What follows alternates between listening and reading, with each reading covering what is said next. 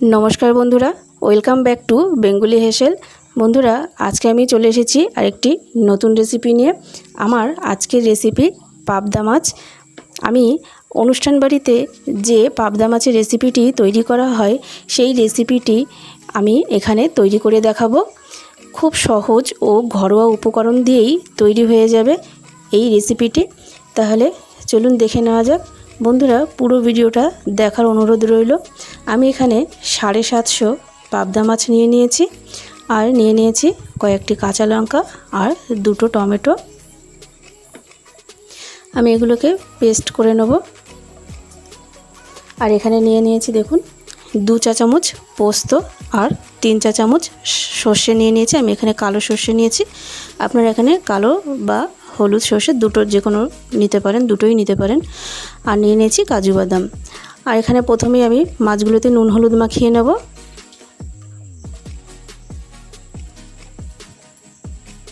बंधुरा এই মাছে যেহেতু আঁশ নেই তাই এই মাছটাতে আপনারা একটু নুন হলুদ এবং সরষের তেল মাখিয়ে নিতে হবে।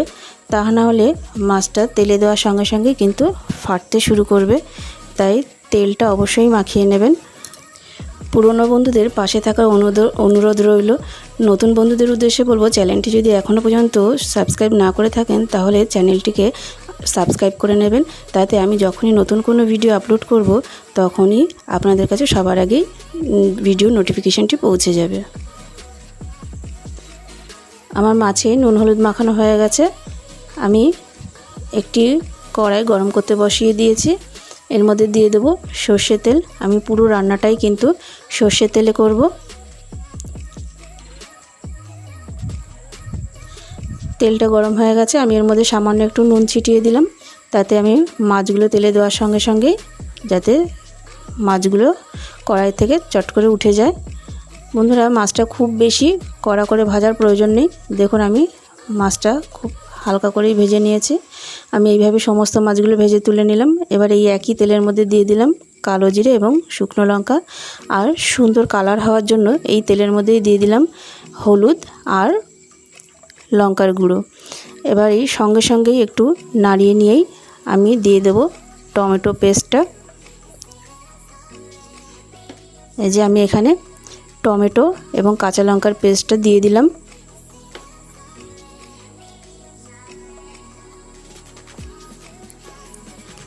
এবার আমি এটাকে একটু ভালো করে ভেজে নেব। টমেটোর কাঁচা গন্ধটা যাতে চলে যায় ততক্ষণ আমি এটাকে ভালো করে ভেজে নেব। তারপরে বাকি উপকরণ দেবো। আমার টমেটোর পেস্টটা ভাজা হয়ে গেছে। আমি এবার এর মধ্যে দিয়ে দিলাম পোস্ত এবং কাজু বাটা। আর দিয়ে দিলাম হাফ চা চামচ নুন।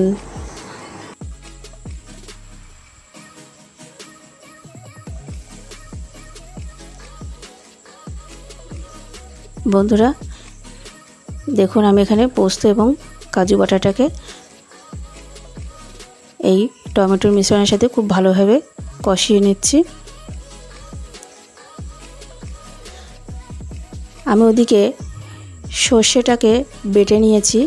সর্ষেটাকে কিন্তু বন্ধুরা আমি ওই বেটে রাখা সর্ষেটাই দিয়ে দেবো না। আমি ওই সর্ষেটাকে জল দিয়ে অল্প একটু যতটুকু জল আমার এখানে প্রয়োজন হবে আমি জল দিয়ে আমি ওই সর্ষেটাকে ধুয়ে নেব।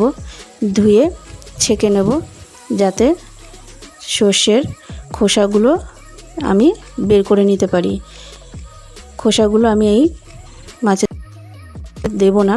এতে কি হবে দেখুন এই যে আমি এইভাবে দেখুন আলাদা করে নিয়েছি। আমি সর্ষে বাটা জলটা দিয়ে দিলাম আর খোসাগুলোকে ফেলে দিলাম।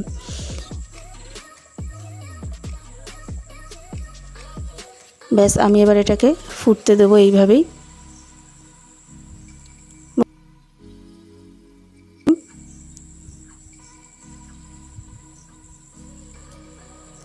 এবার মাছের এটা খুব ভালোভাবে ফুটে গেলে তারপর আমি মাছগুলোকে ভেজে রাখা মাছগুলোকে এর মধ্যে দিয়ে দেবো। আমি এই ঝোলটাকে কিছুক্ষণ ফুটিয়ে নেব। বন্ধুরা এই মাছগুলো যেহেতু ভীষণই নরম হয় তাই আমি খুব বেশিক্ষণ ঝোলের মধ্যে দিয়ে ফোটাবো না। আমি কিছুক্ষণ ঝোলের মধ্যে দিয়ে ঝোলটাকে খুব ভালোভাবে ফুটিয়ে নিয়ে তারপরে মাছগুলোকে দেব। দিয়ে 5 মিনিটের মতন ফুটিয়ে তারপরে গ্যাস বন্ধ করে দেবো। দেখুন আমি আগে ঝোলটাকে খুব ভালোভাবে ফুটিয়ে নিচ্ছি।